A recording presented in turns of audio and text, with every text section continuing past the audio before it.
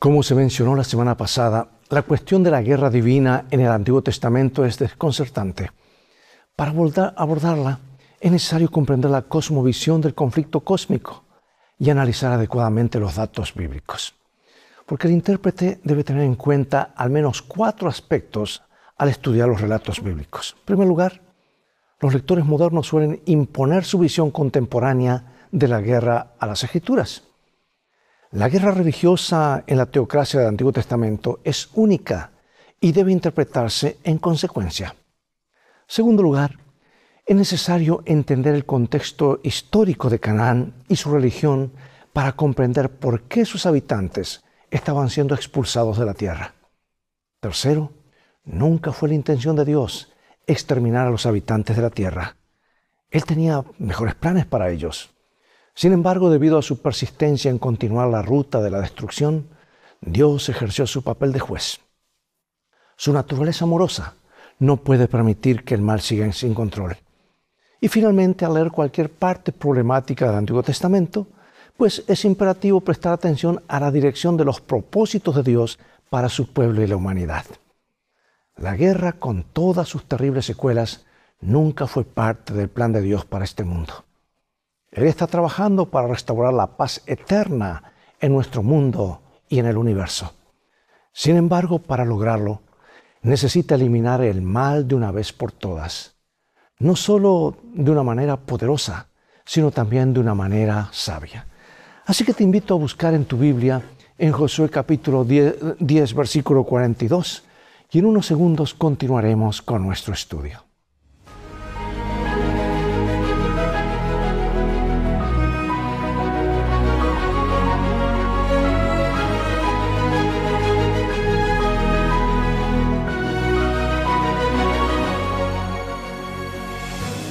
Dice Josué capítulo 10, versículo 42.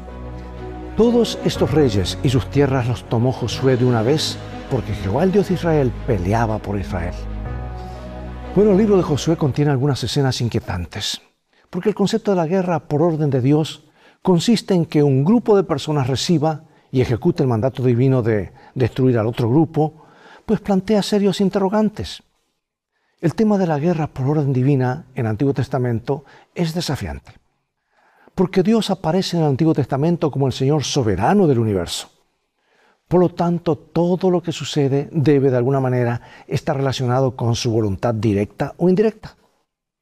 En consecuencia, la pregunta ¿cómo puede Dios permitir tales cosas? Resulta inevitable.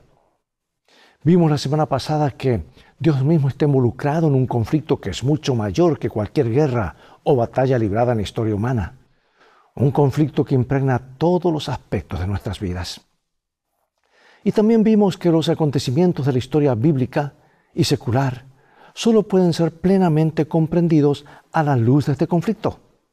Así que esta semana y en el tema de hoy continuaremos explorando la complejidad de las guerras sancionadas por Dios, las limitaciones y condiciones que las rigen y la visión final de la paz ofrecida por los profetas del Antiguo Testamento y las implicaciones espirituales de tales guerras. Así que consideremos primero la iniquidad de los cananeos. Vamos a Génesis, Levítico, Deuteronomio y Esdras, varios versículos. Y en la 4ª generación volverán acá porque aún no ha llegado a su colmo la maldad del amorreo hasta aquí. En ninguna de estas cosas os amancillaréis, pues en todas estas cosas se han corrompido las naciones que yo he hecho delante de vosotros, y la tierra fue contaminada, y yo visité su maldad sobre ella, y la tierra vomitó a sus moradores. Guardad pues vosotros mis estatutos y mis ordenanzas, y no hagáis ninguna de estas abominaciones, ni el natural ni el extranjero que mora entre vosotros, porque todas estas abominaciones hicieron los hombres de aquella tierra que fueron antes de vosotros, y la tierra fue contaminada. No sea que la tierra os vomite por haberla contaminado, como vomitó a la nación que la habitó antes de vosotros. Porque cualquiera que hiciera alguna de todas estas abominaciones, las personas que las hicieren serán cortadas de entre su pueblo. Guardad pues mi ordenanza, no haciendo las costumbres abominables que practicaron antes de vosotros, y no os contaminéis en ellas, yo Jehová vuestro Dios. Bueno, tenemos que mirar más allá del libro de Josué para entender completamente lo que significa la iniquidad de las naciones que habitaban en Canaán. Las prácticas aborrecibles de esas naciones, como el sacrificio de niños, la hechicería, la adivinación mediante la invocación a los muertos, el espiritismo, pues nos dan una pista. El descubrimiento de los antiguos textos de la ciudad-estado Ugarit o Ras Shamra proporcionan más información acerca de la religión y la sociedad cananeas y demuestran que la condena de esta cultura no solo era comprensible, sino también justificada según las normas morales del Antiguo Testamento.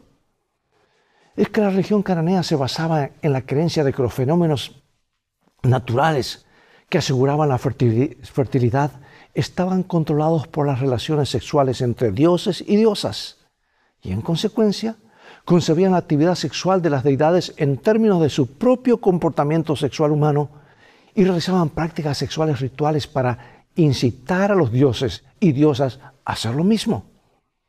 Y este concepto dio lugar a la institución de la prostitución sagrada, en la que prostitutas y prostitutos participaban en ritos orgiásticos como parte de sus prácticas religiosas. Y una nación no puede elevarse a un nivel moral superior al de los dioses que adora. Y como resultado del concepto de que los cananeos tenían de sus deidades, no es de extrañar que sus prácticas religiosas incluyeran, por ejemplo, el sacrificio de niños, contra el que la Biblia advertía específicamente. Y la evidencia arqueológica confirma que los habitantes de Canaán sacrificaban regularmente a sus primogénitos como parte de la adoración a sus dioses, que eran en realidad demonios. Pequeños esqueletos aplastados encontrados en grandes jarras con inscripciones cúlticas dan testimonio de su degradante religión y de lo que significaba para muchos de sus hijos. Así que la erradicación de los cananeos no fue una ocurrencia tardía, algo que surgió a raíz de la decisión de Dios de entregar la tierra de Canaán a los israelitas. Dios concedió, escucha bien, Dios concedió a los habitantes de Canaán un tiempo de gracia o misericordia adicional, durante el cual tuvieron la oportunidad de conocer a Dios y su carácter por medio del testimonio de los patriarcas que vivían entre ellos. Tuvieron la oportunidad por 400 años, eso es mucho tiempo, pero obviamente la desaprovecharon y siguieron con sus horribles prácticas, hasta que el Señor finalmente tuvo que ponerles fin. Ahora, amados, la santidad del carácter de Dios significa que no tolera el pecado. Aunque Él es paciente, el pecado debe cosechar su consecuencia final, que es la muerte. Y el Señor declaró la guerra al pecado sin importar dónde éste se encontrara, ya fuera en Israel o entre los cananeos. ¿Sabes que el hecho de participar en guerras santas no santificaba a Israel ni a otras naciones, ni siquiera cuando éstas eran usadas por Dios para ejecutar sus juicios contra su propio pueblo elegido? A diferencia de otros pueblos del antiguo cercano oriente, la guerra santa se volvió contra los israelitas, cuando Dios no luchó por ellos, sino contra ellos, permitiendo que sus enemigos los oprimieran. Así que el concepto de la guerra santa como parte de la conquista de Canaán solo puede entenderse si se contempla a la luz de la actividad de Dios como juez. Así que, vistas de esta manera, las guerras de conquista de Israel de antaño adquieren un carácter totalmente diferente. Es más que conquistar la tierra y matar gente y destruir a los demás. En contraste con las guerras imperialistas motivadas por el deseo de ensalzamiento propio, tan comunes en la antigüedad y en nuestros días, las guerras de Israel no estaban destinadas a alcanzar la gloria nacional, sino a establecer la justicia y la paz de Dios en la tierra. Por lo tanto, en el centro de la comprensión de las guerras ordenadas por Dios estaban su gobierno y su soberanía. Estaban implícitos en su caracterización como guerrero, rey y juez. Como guerrero y juez, Dios se compromete a implementar, estabilizar y mantener el imperio de la ley, que es el reflejo de su carácter. La imagen de Dios como guerrero, similar a la de juez y rey, afirma que Él no tolerará para siempre la rebelión contra su orden establecido. Por lo tanto, se puede afirmar que el objetivo de la actividad de Dios nunca es la guerra ni la victoria en sí, sino el restablecimiento de la justicia y la paz. En definitiva, hacer la guerra y juzgar o impartir justicia son una misma cosa si Dios es el sujeto de la acción. Así que reflexiona acerca de Dios como juez justo, que no puede ser sobornado ni influido o influenciado para actuar de manera parcial. Por eso pregunto, ¿cómo armoniza con el Evangelio un Dios que no tolera indefinidamente el pecado, la opresión, el sufrimiento de los inocentes y la explotación de los oprimidos? El propósito original de Dios para los cananeos no era que fueran aniquilados, sino desposeídos. Porque un examen de los pasajes de Éxodo, Números y Deuteronomio describen la forma en que Israel tuvo que involucrarse en las batallas de la conquista, pues utiliza términos que hablan de la desposesión, o sea, expulsión, dispersión ejecutadas contra los habitantes de la tierra prometida. Ahora, el segundo grupo de términos que expresan destrucción y tienen a Israel como sujeto de la acción se refieren sobre todo a objetos inanimados, como artículos de culto pagano, utensilios, etc. Evidentemente, los lugares de culto pagano y los altares constituían los principales centros de la región cananea. Y la Guerra Santa estaba orientada principalmente hacia la cultura y la sociedad corrupta de Canaán. Y para evitar la contaminación, Israel tuvo que destruir todos los elementos que propagaban la corrupción. Sin embargo, los habitantes de Canaán y quienes reconocieron a título individual la soberanía de Dios antes de la conquista o incluso en el transcurso de ella, pudieron escapar mediante la migración.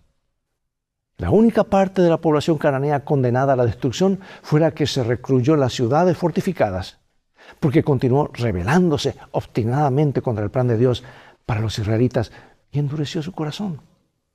Sin embargo, esto yo sé que nos plantea una pregunta. Si el propósito inicial de conquistar Canaán era expulsar a los habitantes de la tierra y no aniquilarlos, ¿por qué entonces los israelitas tuvieron que matar a tantas personas? Bueno, el análisis de los textos bíblicos relacionados con esta conquista de Canaán revela que la intención original de la conquista implicaba la dispersión de la población cananea. Sin embargo, la mayoría de los cananeos, al igual que el faraón de Egipto, endurecieron sus corazones y se adhirieron a su cultura a tal punto de que la destrucción de esta implicó que ellos también fueran destruidos. Bueno, y aquí viene la aplicación que en cuanto a nosotros. ¿Qué elementos y hábitos deben ser desarraigados de nuestro carácter en esta batalla espiritual? Veamos unos mandatos de Dios y cómo nos iluminan acerca de la guerra y de cómo debía proceder Israel con las naciones idólatras a la orden divina de destruir completamente a algunos de esos pueblos. Vamos a Deuteronomio, varios versículos, y Josué.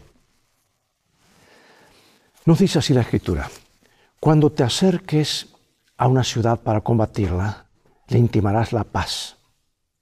Así harás a todas las ciudades que estén muy lejos de ti, que no sean de las ciudades de estas naciones, pero de las ciudades de estos pueblos que Jehová tu Dios te da por heredad, ninguna persona dejarás con vida, sino que los destruirás completamente. Al Eteo, al Amorreo, al Cananeo, al Fereceo, al Heveo y al Jebuseo, como Jehová tu Dios te ha mandado, para que no os enseñen a hacer según todas sus abominaciones que ellos han hecho para sus dioses, y pequéis contra Jehová vuestro Dios. Si oyeres que se dice de alguna de tus ciudades que Jehová tu Dios te da para vivir en ellas, que han salido de en medio de ti hombres impíos que han instigado a los moradores de su ciudad diciendo: vamos y sirvamos a dioses ajenos que vosotros no conocisteis, tú inquirirás y buscarás y preguntarás con diligencia. Y si pareciere verdad, cosa cierta, que tal abominación se hizo en medio de ti, irremisiblemente herirás a filo de espada a los moradores de aquella ciudad, destruyéndola con todo lo que en ella hubiere, y también matarás sus ganados a filo de espada, y juntarás todo su botín en medio de la plaza, y consumirás con fuego la ciudad, y todo su botín, todo ello como holocausto a Jehová tu Dios. y llegará a ser un montón de ruinas para siempre. Nunca más será edificada. Y no se pegará a tu mano nada del anatema, para que Jehová se aparte del ardor de su ira y tenga de ti misericordia, y tenga compasión de ti, y te multiplique como lo juró a tus padres, cuando obedecieres a la voz de Jehová tu Dios, guardando todos sus mandamientos que yo te mando hoy, para hacerlo recto ante los ojos de Jehová tu Dios. Hirió pues Josué toda la región de las montañas del Negev, de los llanos y de las laderas, y a todos sus reyes, sin dejar nada.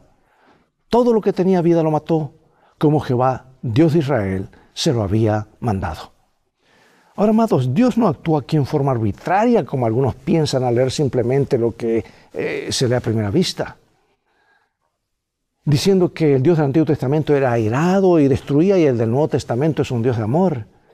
Dios tuvo muchos siglos de paciencia con los cananeos, 40 siglos. Con Israel mismo por 490 años. Con los prediluvianos casi 2000 años. Dime, ¿no es Dios paciente? Pero cuando Él manda a destruir, Él sabe que la gente ha llegado más allá del punto de no retorno. La neutralidad no es posible desde que el pecado apareció en este mundo. Y solo se puede estar de parte de Dios o en contra de Él. Lo primero conduce a la vida eterna, la otra opción a la muerte eterna. Pero Dios es paciente, sigue dando oportunidades hasta que llegue el momento.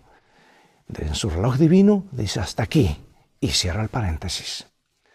Ahora, la práctica de la destrucción total describe el justo juicio de Dios contra el pecado y el mal.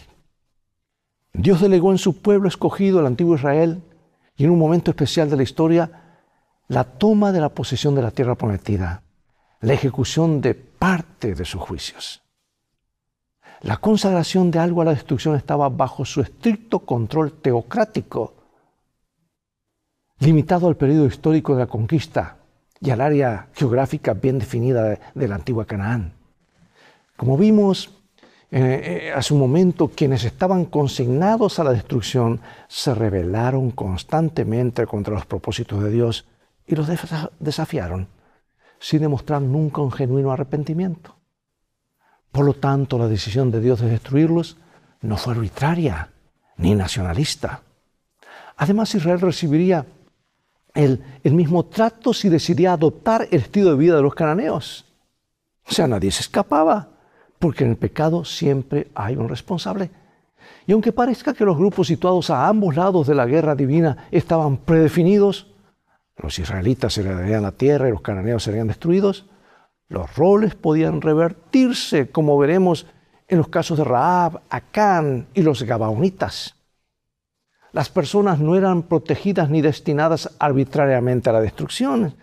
Quienes se beneficiaban de una relación con el Señor podían perder su estatus privilegiado si incurrían en rebelión, mientras que aquellos sobre quienes pesaba un decreto divino de destrucción podían someterse a la autoridad de Dios y vivir.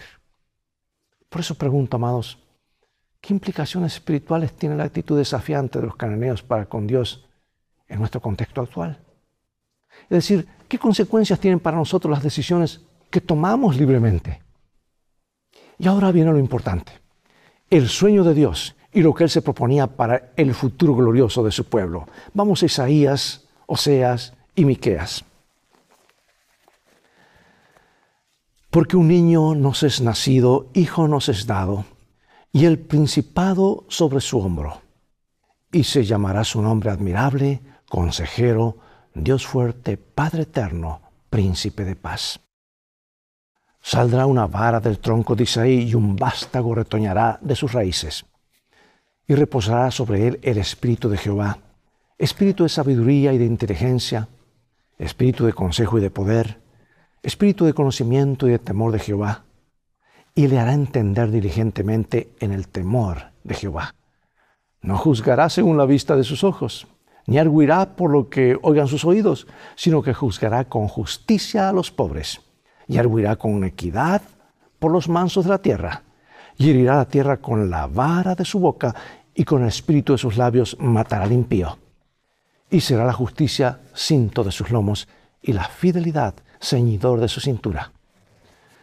En vez de bronce traeré oro, y por hierro plata, y por madera bronce, y en lugar de piedras hierro, y pondré paz por tu tributo y justicia por tus opresores. En aquel tiempo haré para ti pacto con las bestias del campo, con las aves del cielo y con las serpientes de la tierra, y quitaré de la tierra arco y espada y guerra, y te haré dormir segura. Y él juzgará entre muchos pueblos y corregirá a naciones poderosas hasta muy lejos. Y martillarán sus espadas para asadones y sus lanzas para hoces. No alzará espada nación contra nación, ni se ensayarán más para la guerra. Bueno, amados, aunque el tema principal de la lección de esta semana son las guerras del Antiguo Testamento, divinamente encomendadas y asistidas, debemos mencionar la presencia de otro tópico igualmente significativo en los escritos proféticos del Antiguo Testamento, y es la visión futura de la era mesiánica caracterizada por la paz. El Mesías es descrito como el príncipe de paz, quien establecerá un reino en el que el león y el cordero pastarán juntos, donde no habrá destrucción ni daño, donde la paz reinará y fluirá como un río. Piensa en maneras de emular a Jesús actuando como agentes de paz. En caso de que estés atravesando algún conflicto, ¿cómo puedo yo ser instrumento de paz, no de discordia? Yo quiero finalizar ahora con esta cita del comentario bíblico, citas que fueron tomadas de Ellen G. White, y dice: Dios es lento para la ira. Dio un tiempo de gracia a las naciones impías para que pudieran llegar a familiarizarse con Él y su carácter. De acuerdo con la luz dada fue su condenación, porque rehusaron recibir la luz y eligieron sus propios caminos antes que los caminos de Dios. Dios dio la razón por la cual no desposeyó inmediatamente a los cananeos. No se había colmado la iniquidad de los amorreos. Y debido a su iniquidad, gradualmente se estaban colocando en el punto en el que no podría actuar más la tolerancia de Dios y serían exterminados. Hasta que no se llegara a ese punto y se colmara su iniquidad, se pospondría la venganza de Dios. Todas las naciones tuvieron un periodo de tiempo de gracia. Las que invadieron la ley de Dios, invalidaron, mejor dicho, la ley de Dios, se hundieron más y más en la impiedad. Los hijos heredaron el espíritu rebelde de sus padres y se portaron peor que ellos hasta que los alcanzó la ira de Dios. Y el castigo no fue menor por haber sido postergado. Acompáñame en oración, Padre Celestial. Algunas cosas a simple vista nos resultan a veces incomprensibles, pero confiamos en tu grandeza, confiamos en tu soberanía, porque cuando mandaste destruir no fue en forma arbitraria, sino que diste siglos y siglos y siglos de oportunidad y tuviste paciencia. Pero tristemente la gente usó ese tiempo de gracia para hacer el mal y seguir aumentando en el mal. Señor, queremos nosotros no repetir esa historia. Cada día que nos das es para prepararnos, para confiar en ti y hacer tu voluntad. Queremos seguir tu consejo divino. Queremos recibir la herencia celestial. Queremos estar listos cuando Jesús venga. Bendícenos. En el nombre de Jesús. Amén. Bien, hermanos y amigos, es todo el tiempo que tenemos por hoy. Llegó el momento de despedirnos. Será hasta el próximo programa de la serie Lecciones de Vida. Así que invita a otros a sintonizar este programa y sobre todo a ir a nuestro sitio de internet para que allí puedan ellos descargar estudios bíblicos y otros materiales que serán de ayuda en su vida espiritual y en la tuya y en la mía también.